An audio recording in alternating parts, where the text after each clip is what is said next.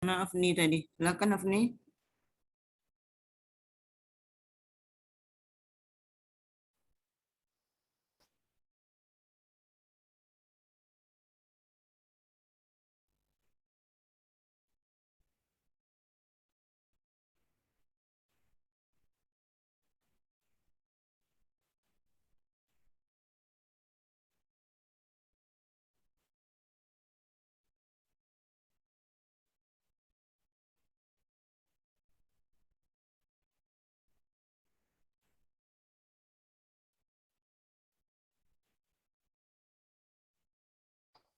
Ini Bu, menjelaskan ya Bu, yang fibrostim ini merupakan suatu protein non-glikosilat yang murni yang terdiri dari 175 asam amino, di mana dia dihasilkannya itu dengan bakteri E. coli yang dimasukkan ke dalam gen GSF manusia, di mana proses pembuatannya ada dua. Yang pertama, biosintesis dan pemulihan badan inklusif filgrastim dan pemurnian dari filgrastim. Prosesnya dimulai dengan cara mencairkan satu ampul E. coli working cell bank yang disebarkan ke langkah biosintesis yang dilakukan.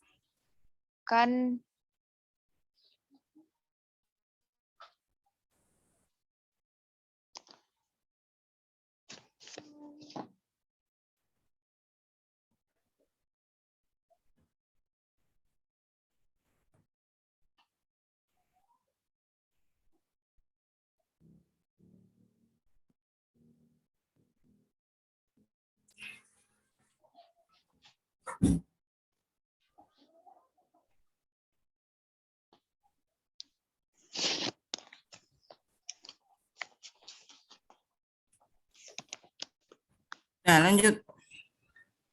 Baik, Bu.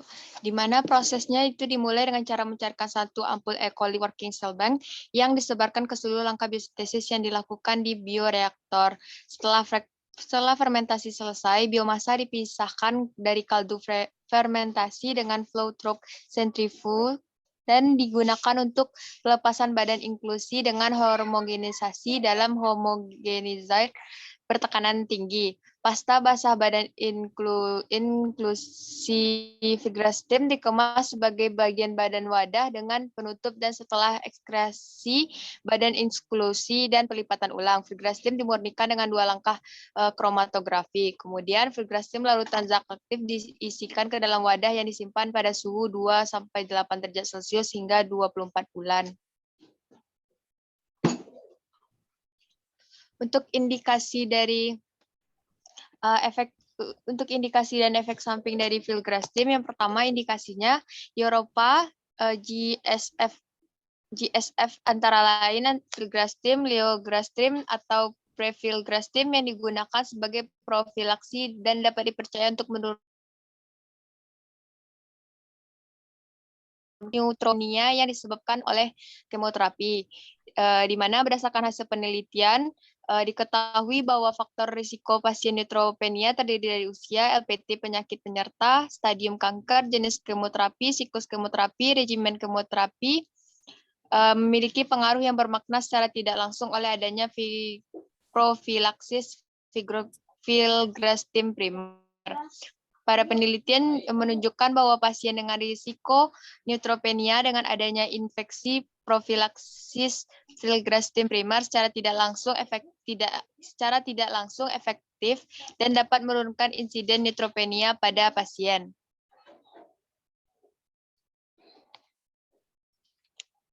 Kemudian untuk efek sampingnya dapat menyebabkan gangguan pencernaan, anoreksia, sakit kepala, astenia, demam, nyeri muskuloskeletal, nyeri tulang, alopecia, reaksi pada tempat penyuntikan, leksositosis, pembesaran limfa, hepatomegali, hipotensi transien, epistaxis, kelainan yang berkaitan dengan air seni, kemudian osteoporosis, peningkatan asam urat, dan penurunan dari glukosia darah temporer. Oke. Sekarang Ibu tanya neutropenia itu apa sih?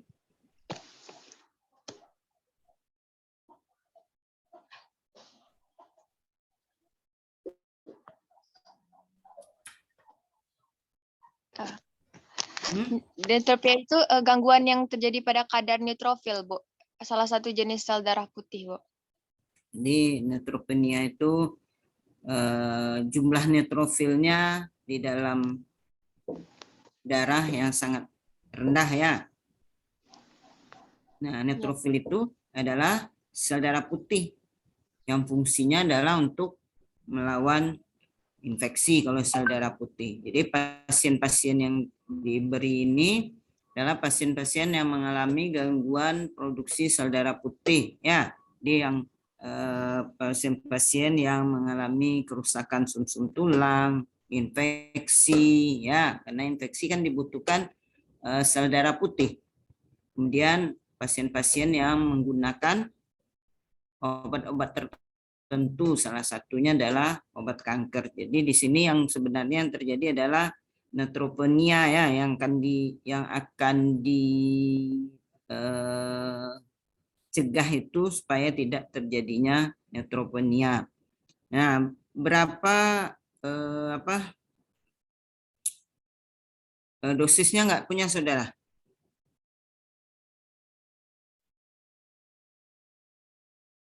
Sediaan yang beredarnya nggak ada.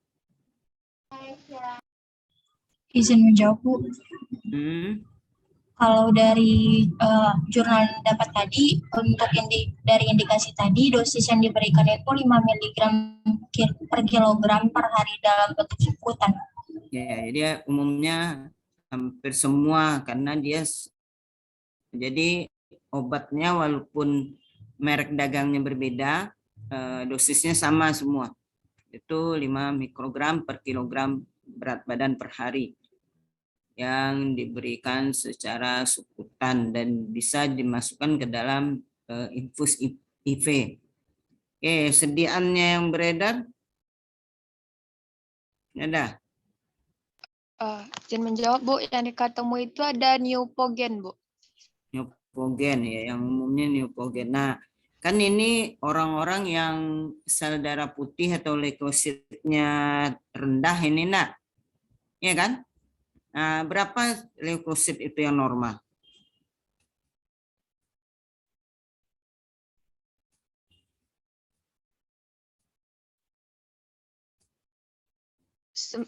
Izin menjawab, Bu. Yang dikatamu itu 9.000 sampai 30.000, Bu.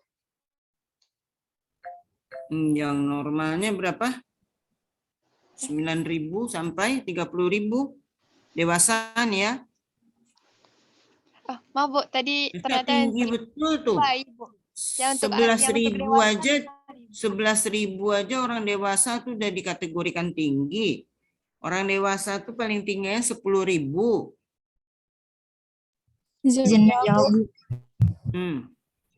Melengkapi jawaban Tika tadi, Bu, yang untuk 9.000 sampai 30.000 itu untuk yang bayi baru lahir, Bu. Sedangkan untuk dewasa dia jadi 5.000 sampai 10.000. Jadi kalau dewasa 5.000 sampai 10.000. Jadi ini nanti saudara, kalau saudara di rumah sakit, ini kan perlunya kalau saudara di rumah sakit ini. Jadi saudara di belajar di biokimia, kadar normal, kadar yang tidak normal, apakah dia rendah, apakah tinggi, itu nanti bermanfaat bagi saudara kalau saudara di rumah sakit. Jadi saudara udah tahu, dokternya memberikan sediaan ini, berarti pasiennya mengalami hal yang begini. Karena kan nanti dokter kadang-kadang nanya juga ke apoteker yang di situ. Kalau seandainya kan target pemerintah itu satu orang pasien itu didampingi oleh, kalau dokter visite ya, didampingi oleh dokter, dampingi oleh perawat, dampingi oleh apoteker, didampingi oleh ahli gizi. Nah, itu yang sebenarnya minimal. Kenapa? Karena beda penyakit, tentu beda juga makanannya. Ahli gizi lah yang akan menentukan kan. Kemudian dokter dia hanya mendiagnosa. Nah, untuk memastikan dosis, bagaimana pemberian obatnya tepat apa tidak, itu harusnya apoteker. Jadi selama ini kan kita di rumah sakit itu kan kerjanya berpisah-pisah.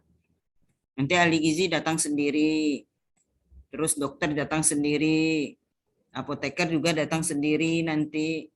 memvisite pasiennya. Harusnya kan secara bersamaan.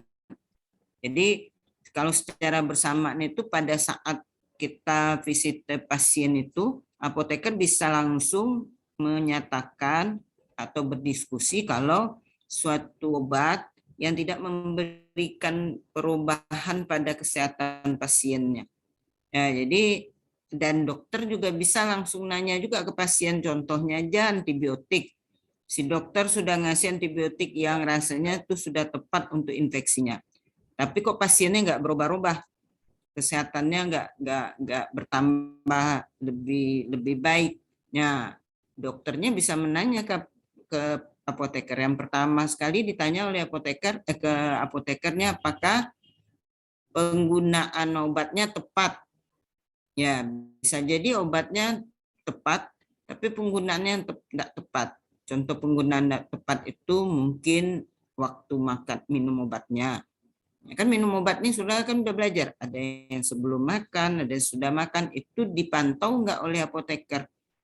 Jadi sehingga dokternya tidak bingung mencari-cari obat juga. Kadang-kadang menurut dokter kan dia udah benar, tapi nggak ada perubahan. Dan ternyata di dalam penggunaannya itu. Jadi makanya sebenarnya yang memberikan obat itu di rumah sakit itu terhadap pasien yang dirawat itu harusnya apoteker langsung dia memberikan dan langsung dia melihat pasiennya minum obat itu. Itu kalau sudah ya pemerintah mentargetkan seperti itu. Jadi kan target pemerintah 30 tempat tidur, 1 apotekernya. Nah, kalau sekarang kan enggak, sekian bangsal 1 apotekernya. Sekian bangsal itu berapa pasiennya kan? Jadi kalau 30 1 pasien apotekernya, pasti apoteker ini bisa memberikan langsung ke tangan pasien, pasiennya bisa dilihat dia minum atau tidak. Ya, kalau sudah lihat di rumah sakit itu walaupun sudah diberikan obatnya setiap mau makan, misalnya untuk obat pagi dikasih pagi, obat siang kasih siang, obat malam dikasih sore gitu kan. Kadang-kadang pasien tuh kalau nggak dilihat, dia simpan aja di dalam lacinya, atau disimpan aja bawah bantalnya. Nanti begitu dia pulang, nah nampaklah obat-obat itu udah numpuk di dalam lacinya. Itu peran kita. Nah, di sini dia disimpan. Nah, di sini sudah lihat itu. Disimpan pada suhu 2-8 derajat. Nah, ini juga hal yang sangat penting. Hal yang sangat penting karena berarti dia dibuat aturan seperti itu, obat itu akan mengalami kerusakan selama proses penyimpanan. Jadi ditanya oleh orang umum, ini masyarakat umum, di mana obatnya disimpan, saudara harus bisa menerangkan ke pasien itu ini yang harus disimpan di kulkas, ini yang harus boleh disimpan di udara terbuka. Nah, dari mana sudah tahu di kotaknya itu ada tuh keterangannya di mana kita harus menyimpan. Ya, itu yang digalakkan oleh IAI kan Dagu Sibu. Nah, dengan saudara Dagu Sibu dapatkan, di mana dapatkan obatnya, gunakan, di mana kita gunakan, kemudian simpan, di mana disimpan, kemudian yang terakhir buang, gimana kalau dia sudah tidak dipakai lagi, gimana membuangnya. Dia 4 itu harus dapatkan, gunakan, simpan, buang. Oke, jadi sudah tahu ya, Pegfilgrastim ini adalah salah satu obat untuk pasien yang mengalami neutropenia, yaitu pasien yang mengalami penurunan leukosit. Jadi produksi leukositnya berkurang. Nah, banyak faktor yang menyebabkan bisanya berkurang leukosit dari seorang pasien. Ini diberikanlah obatnya. Jadi Pegfilgrastim ini adalah namanya ya, jadi namanya merupakan rekombinan dari granulosit, granulosit colony stimulating factor. Jadi dia berupa protein. Ya, jadi gennya di sini diterangkan tadi gennya dimasukkan, jadi dia dibuat dengan proses fermentasi. Di fermentasi itu tujuannya untuk memperbanyak jumlah bakterinya. Jadi kan kita ada dua nih. Kalau bakteri itu dia kita butuhkan, apa yang kita perhatikan dari dia, di mana dia bisa hidup dengan baik. Jadi ini kita mau mengambil fibrostim dari si bakterinya.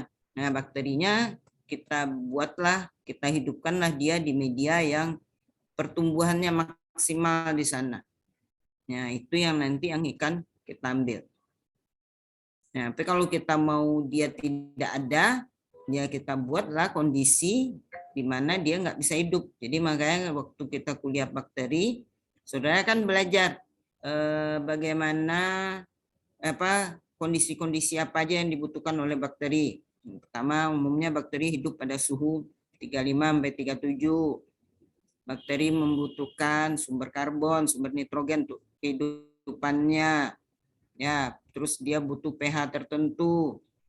Jadi itu gunanya. Jadi kalau sudah waktu semester 1 mungkin banyak yang berpikiran ini untuk apa kita pelajari. Oke.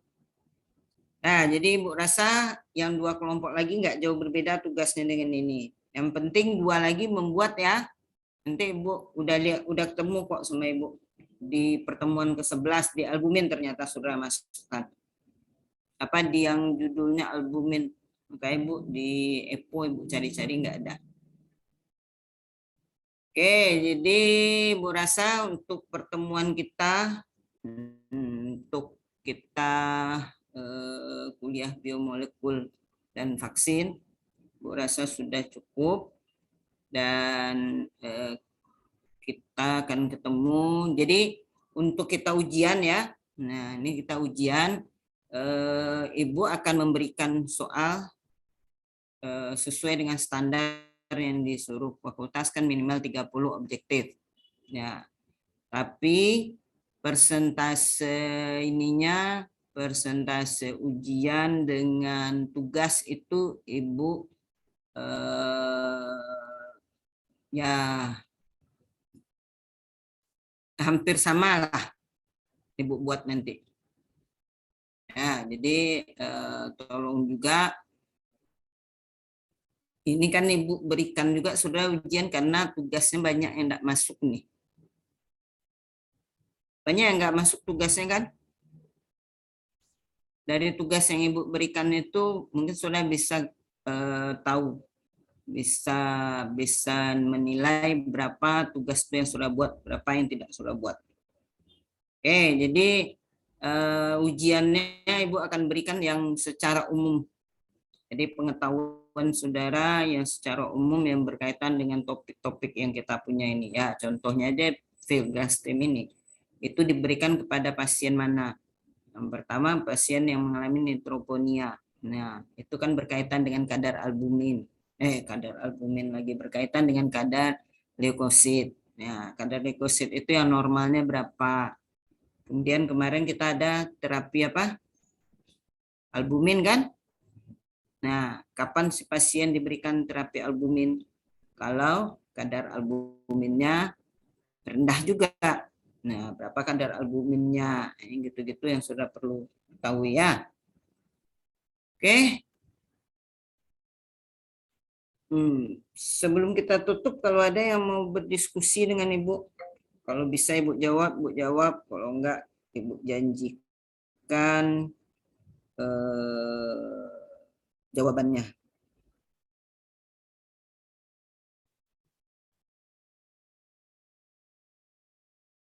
Kita ujiannya hari Senin jam 4 ya? Ya, jam 4. Iya, Bu. Jam 4 itu orang baru sholat asar betul, Nak? Iya, Bu. Iya kan? Tapi ya ujiannya, tapi tergantung password diberikan itu kan ujiannya, bukan? Iya, Bu. Terhitung jadwalnya.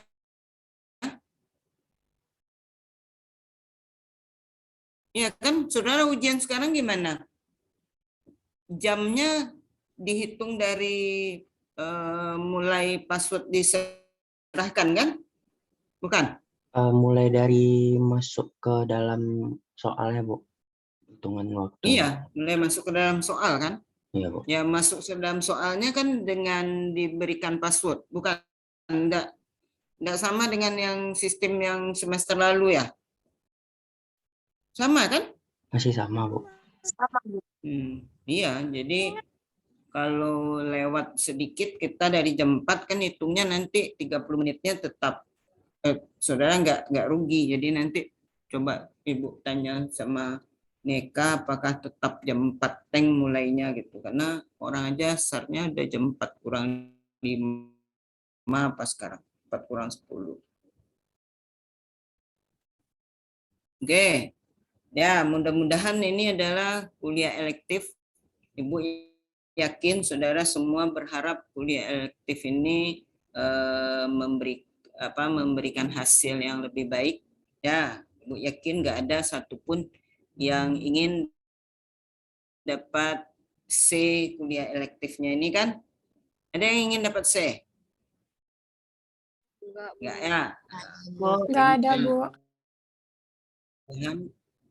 Ya, makanya mudah-mudahan bisa minimal dapat B+ dengan hasil saudara itu. Jadi itu tujuannya Ibu suruh saudara bikin tugas itu untuk membantu nilai UAS saudara. Karena ini adalah elektif. Ya, elektif itu kan lebih spesifik.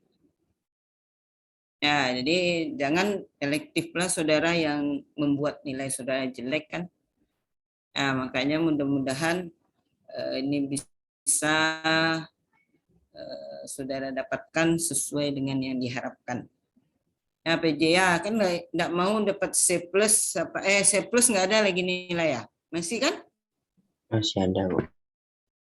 C+ masih ada. Yang nggak ada C- ya. Nah, mudah-mudahan semua minimal dapat B+ ya. Minimal. Oke. Jadi mudah-mudahan dengan Bu Marlina juga sudah dapat nilai yang baik. Jadi bisalah dapat nilai B+ minimal untuk ini, untuk nilai akhirnya. Oke, Ibu tadi buatkan absen, mudah-mudahan saudara bisa ngisinya. Dan itu kayaknya lewat 1 Ibu absennya tuh. Sehingga pertemuan kita itu masih pertemuan ke-15 dengan UAS. Nah, karena dari atas sudah nggak ngisi island, jadi Bu jadi ragu juga kemarin pertama ngisinya. Tapi nggak apa-apa, nanti bisa dicek sama akademik kita kuliahnya berapa kali. Oke, kalau nggak ada Ibu tutup. Mudah-mudahan saudara bisa menjawab pertanyaan yang akan Ibu berikan. Ibu berikannya dalam nggak susah-susah, pertanyaannya sangat umum-umum aja. Hanya untuk melihat sejauh mana saudara memahami bahan yang saudara sudah kita diskusikan ini. Karena ini kuliah terakhir, mungkin kita nggak ketemu lagi. Mudah-mudahan di ruangan Zoom atau di ruangan kuliah tatap muka. Mudah-mudahan kita ketemu lagi di ruangan seminar proposal, seminar hasil atau kompre lagi ya. Karena saudara nggak akan pernah ketemu Ibu lagi. Sudah semester 5, nggak ada Ibu di atas itu, nggak ada Ibu ngajar lagi. Untuk itu mungkin selama kita kuliah dari UTS ada sesuatu yang tidak berkenan pada saudara, Ibu mohon maaf. Mudah-mudahan kita bisa ketemu lagi di dalam forum yang berbeda. Oke, Ibu tutup dengan mengucapkan alhamdulillahirrahmanirrahim. Assalamualaikum warahmatullahi wabarakatuh. Waalaikumsalam. Warahmatullahi wabarakatuh. Terima kasih, Bu. Terima kasih, Bu. Oke, Ibu izin ya. Terima kasih, Bu. Assalamualaikum warahmatullahi wabarakatuh, Bu. Terima kasih banyak, Bu. Bye.